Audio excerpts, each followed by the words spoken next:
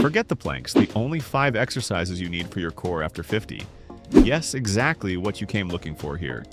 A study published in the Journal of Aging and Physical Activity revealed that adults over 50 with weak cores are up to 4 times more likely to develop severe functional limitations in the following decade.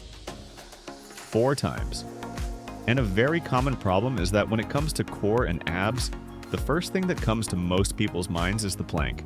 But let's be honest, the plank is one of the most unpleasant exercises that exist. Arm trembling, wrist pressure, and shoulder pain. Just thinking about going through that, many end up completely ignoring core training. That's why today you'll see 5 home exercises that greatly strengthen the core after 50 without any planks. Before we begin, please leave your name and the city you're watching our content from in the comments. We'd love to know. But before getting to the exercises, it's essential to understand why strengthening the core after 50 isn't an option. It's a real necessity. These are the 3 main reasons why you need to strengthen your core, especially if you're over 50. Reason number 1, spine protection and lower back pain reduction. The first reason why a strong core is so important after 50 is spine protection and lower back pain reduction. Lower back pain is one of the most common complaints in this age group, and in most cases it doesn't arise from serious structural problems, but rather from the progressive weakening of the deep muscles that support the spinal column. The core functions as a natural muscular corset around the lower back. When it's strong, it distributes movement loads efficiently, protecting the intervertebral discs and spinal joints.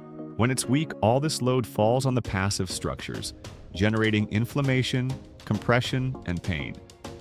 Strengthening the core not only relieves existing pain but prevents new episodes, reduces dependence on painkillers, and allows the person to resume activities they had abandoned due to discomfort. It's one of the most direct ways to recover quality of life without medical intervention. Reason number 2, fall prevention and balance maintenance. The second reason is fall prevention and balance maintenance. Falls represent one of the greatest threats to independence for those over 50, and a weak core is one of the main risk factors behind them. This happens because the trunk muscles are the center of control for body balance. They're what make the quick and automatic adjustments that prevent us from falling when we step wrong, when the bus brakes suddenly, or when we lean over to pick something up. With aging, this capacity for postural micro-adjustment naturally decreases, and a weak core accelerates this process. When these muscles are well trained, the nervous system triggers balance responses with much more speed and precision, drastically reducing the chance of falls. And this matters deeply. A hip fracture after 60 can definitively compromise a person's autonomy. Strengthening the core is, therefore, a direct strategy for protecting long-term independence. Reason number 3, posture improvement and kyphosis prevention. The third reason is posture improvement and kyphosis prevention. That progressive curving of the spine, with drooping shoulders, head projected forward and bent back, is often viewed as something inevitable with age. But in most cases, it's a consequence of weakening of the deep core muscles combined with shortening of the anterior trunk muscles. When the core is strong, it supports the spine in its natural position, keeps the pelvis aligned, and prevents the weight of the head and shoulders from pulling the body forward over the years. Good posture after 50 goes far beyond aesthetics. It directly affects lung capacity, digestion, circulation, and even mood. People with upright posture breathe better, feel less fatigue, and move with more confidence in daily life. Strengthening the core is largely the key to preserving this functional posture and aging in a healthier, more active, and independent way. Now that you understand the why, it's time for the exercises that will make the difference. Exercise number 1, dead bug. The dead bug is widely considered by physical therapists one of the safest and most complete core exercises that exist, especially for those over 50. The name may sound strange at first glance, but the position really resembles an insect on its back with legs in the air. And it's exactly this position that makes the exercise so smart. By lying on your back, you completely eliminate axial overload on the spine, creating a safe environment to work the deep core without putting the lower back at risk. A study published in the Journal of Strength and Conditioning Research demonstrated that the exercise activates the transverse abdominis, which is the deepest muscle of the entire core, with intensity comparable to the plank, but with significantly lower load on the lumbar spine. Another study published in the journal Spine concluded that training core stability with opposite limb movements reduces the recurrence of lower back pain episodes by up to 32% in adults over 50. The main muscles worked are the transverse abdominis, rectus abdominis, internal and external obliques, lumbar multifidus, and hip flexors. In other words, the exercise acts on all the spinal stabilization musculature at once, as an integrated system. To execute, lie on your back, gently flatten your lower back against the floor, raise both legs to 90 degrees with knees bent, and extend both arms toward the ceiling. Then, simultaneously, lower your right leg straight toward the floor without touching it, while also lowering your left arm extended in the same direction. Then return to the starting position and repeat on the opposite side. An important tip is to work breathing in your favor. Exhale when lowering the limbs and inhale when returning. This further activates the transverse abdominis and helps maintain control throughout the movement. The main mistake to avoid is letting the lower back lift off the floor during the exercise, which completely nullifies the core stimulus and overloads the passive structures of the spine. If this happens, decrease the range of motion until you can maintain lower back contact with the floor in all repetitions. With time, control comes naturally. Do 3 sets of 10 to 16 repetitions, counting each side individually.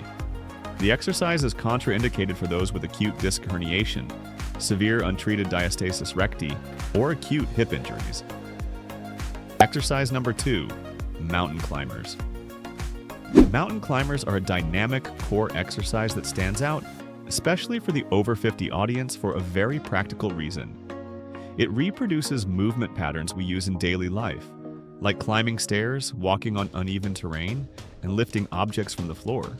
Unlike static exercises that train the core in isolation, the mountain climber requires you to stabilize the trunk while the limbs move alternately, which is exactly what the body needs to do in real life to avoid losing balance. Can you imagine the impact of this on your daily training? A study from the American Council on Exercise classified mountain climber variations among the exercises with highest rectus abdominis and oblique activation, surpassing various traditional static exercises. Researchers from the Gait and Posture Journal also documented that core exercises with lower limb movement significantly improve postural control and reduce fall risk in older adults, making this exercise an invaluable tool for those who prioritize autonomy and safety in daily life. The main muscles activated are the rectus abdominis, obliques, transverse abdominis, hip flexors, and shoulder stabilizers, forming an activation chain that goes from the trunk to the lower limbs. To execute in the most accessible version, place both hands on the wall at a comfortable angle, take a few steps back, contract your abdomen by gently pulling your navel toward your spine, and alternate lifting your legs in controlled rhythm. About 1 second to raise and 1 second to lower. The more inclined the body relative to the wall, the lower the challenge, so start with a more closed angle and gradually open it as you gain confidence and strength. The most common mistake is releasing the abdominal contraction between repetitions, transforming the exercise into simple marching in place without any real core benefit. The abdomen must remain contracted from start to finish of the set without interruptions. Do 3 sets of 16 to 20 repetitions. 2. The exercise is contraindicated for those with shoulder impingement syndrome, severe wrist arthritis, or acute balance problems. Before we continue, if you're over 50, take a look at this statistic. According to the WHO, between 28 and 35% of people over 65 suffer at least one fall each year. More than 70% of these falls happen inside the home. And today, falls are the leading cause of loss of independence among older adults worldwide. Many people blame it on bad luck, but in reality, it comes down to a lack of strength, balance, mobility, and physical preparedness. That's why our team created Biological Armor, a complete protocol for people in their 50s, 60s, or 70s who want to make sure they never go through that. Inside the protocol, you'll get a special home exercise program designed to build functional strength, real balance, and reverse years of poor posture and physical neglect without damaging your joints. You'll also learn the habits scientists have identified as common among the populations with the highest life expectancy in the world, habits that less than 1% of the Western population actually practices. Access it now by clicking the pinned link in the first comment of this video, or by pointing your phone's camera at the code appearing on the screen. Exercise number 3, Lying March. The lying march is the ideal entry point for core training for those who are starting or resuming physical activity after 50. The beauty of this exercise lies in its ability to offer efficient activation of deep muscles with practically zero risk of injury, something rare in the world of abdominal exercises. A study published in Physical Therapy Journal identified that supine marching consistently activates the transverse abdominis and lumbar multifidus at therapeutically relevant levels, being widely used in post-surgical rehabilitation protocols and for chronic low back pain treatment. Another study from the Journal of Aging and Physical Activity concluded that stabilization exercises performed in the lying position increase core muscular endurance in elderly people by up to 28% after just 8 weeks of regular practice. The muscles worked are the transverse abdominis, iliopsoas, rectus femoris, and deep lumbar stabilizers, all fundamental for spinal health and functionality in daily life. To execute, lie on your back with knees bent and feet supported on the floor. Lightly contract your abdomen, flattening your lower back, alternate sides in slow and deliberate rhythm. The secret is exactly in this lightness. The most frequent mistake is rushing the movement and losing abdominal contraction between repetitions, which transforms the exercise into simple leg movement without any core activation. The rhythm should always be slow and conscious. Do 3 sets of 16 to 20 repetitions. The exercise is contraindicated for people with acute hip pain, or who cannot lie down and get up from the floor safely without assistance. Exercise number 4, Glute Bridge. The glute bridge is one of the most complete exercises for those over 50 precisely because it doesn't work just the core. It acts on the entire posterior chain of the body, which is the region that tends to weaken most rapidly with age and is directly linked to physical independence and fall prevention. Many people don't know, but the gluteus maximus is the largest muscle in the human body, and keeping it strong after 50 has an enormous impact, not only on aesthetics but on spine protection, pelvic stability, and the ability to perform daily movements safely and without pain. Additionally, having the body's largest muscle well developed considerably elevates caloric expenditure at rest, which contributes to body weight control over time. The main muscles activated in the glute bridge are the gluteus maximus and medius, hamstrings, transverse abdominis, lumbar multifidus, and spinal erectors, forming an integrated activation of the entire posterior chain. To execute, lie on your back with knees bent and feet supported on the floor, separated hip width apart. Contract your abdomen, squeeze your glutes hard, and push your hip upward until forming a straight line between shoulders, hip, and knees. Hold for 2 seconds at the top, feeling maximum glute contraction, and lower slowly. This controlled descent, called the eccentric phase, is where much of the muscular benefit actually happens, so never waste it by descending too quickly. The most common mistake is raising the hip too high, creating hyperlordosis at the top of the movement. The body should form a straight line, not an arch. Another frequent mistake is using only knee strength to rise, without truly contracting the glutes, which greatly reduces exercise effectiveness. You'll know you're doing it right when you feel a clear burn in the glutes and posterior thighs. Do 3 sets of 12 to 15 repetitions. The exercise is contraindicated for people with severe patellofemoral syndrome, recent hip prosthesis, or acute pain in the sacroiliac region. Exercise number 5, Standing Knee Raise. Standing knee raise is an extremely functional exercise for the over 50 audience because it replicates a movement pattern we use dozens of times per day, like climbing stairs, getting in the car, and crossing obstacles, while simultaneously challenging core balance and stability in a very real and practical way. When you raise a knee while standing, the entire body needs to reorganize to avoid losing balance. And it's exactly in this reorganization effort that the core is recruited more deeply and functionally. The muscles worked are the hip flexors, rectus abdominis, obliques, gluteus medius of the support leg, and stabilizing muscles of the ankle and knee. This combination makes the exercise one of the best tools for training so-called dynamic balance, which is different from static balance.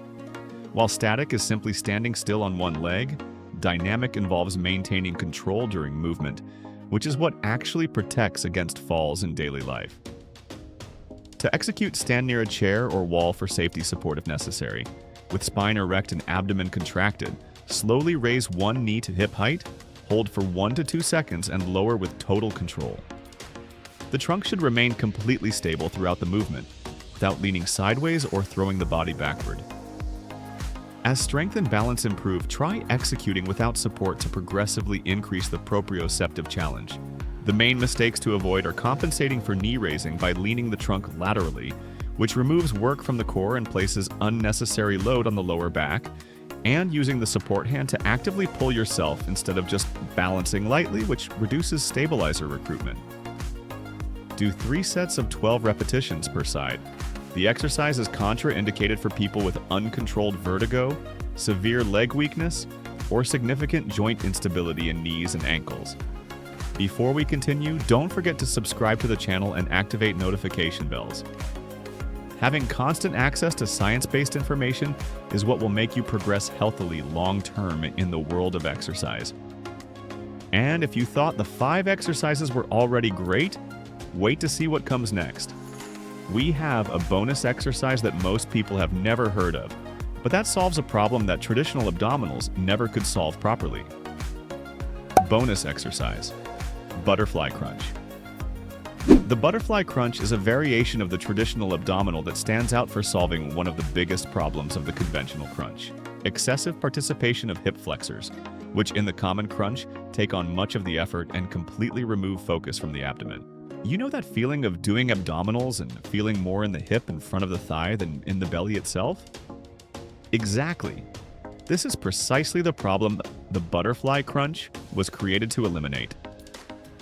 By positioning the soles of the feet together and knees open to the sides, the exercise practically neutralizes hip flexor action, forcing the rectus abdominis and obliques to work much more purely and in isolation. For those over 50 seeking to strengthen the abdomen with efficiency and safety, this is especially valuable because it allows intense abdominal stimulus without overloading the hip or lumbar spine.